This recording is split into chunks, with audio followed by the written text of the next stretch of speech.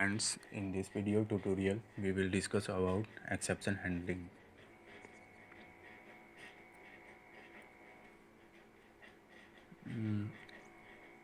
Exception handling. What is exception? An exception is a runtime error which stop normal execution of a program.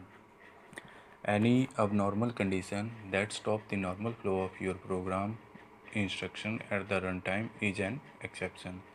In simple way, we can say that exception is a runtime error. Types of exception. There are two types of exception, that is system defined exception and user defined exception. System defined exception are defined and maintained implicitly by the Oracle server. These exceptions are defined in the Oracle standard package. Whenever an exception occurs inside the program, Oracle server matches and identify the appropriate exception from the available set of exception from Oracle standard package. System defined exception, also called predefined exception. System defined exception list. Zero divide. This exception occurred when we try to divide a number by 0. No data found. This exception occurred when select into statement return no rows, too many rows.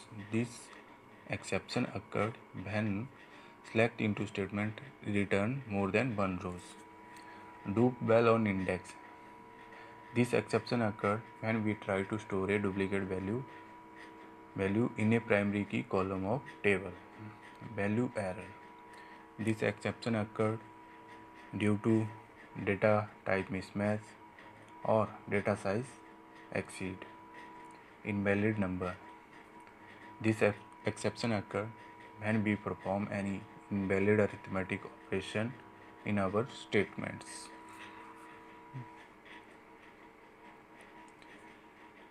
User-defined exception. User-defined exceptions are declared and implemented by the developer as per their program need. User-defined exception raised explicitly in PL/SQL block. How to declare a user-defined exception in PL/SQL? We can declare a user-defined exception in PL/SQL in three ways: by using raise exception, and second one is a raise application error, and third one is pragma exception in it. By using raise, first of all, I will discuss about by using raise exception. By using raise exception, first we declare the exception, after that we raise that exception, and after that we implement the exception condition. So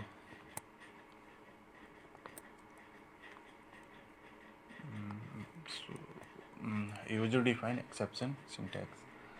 This is a user defined exception syntax. First is a declaration part, second is a raise exception part, and third one is a exception part. In declaration section, I am declaring the exception, and in the next block I am raising the exception by using the raise keyword, and in the third step you can implement your exception condition. Raise application error. Raise application error is a built-in procedure defined by Oracle that allow programmer to raise an exception and associate an error number and message with the procedure. When I want to raise exception in my program, but I don't want to handle that exception, then we can use raise application error. We can also use raise application error in user defined exception to display user defined exception and exception code and message.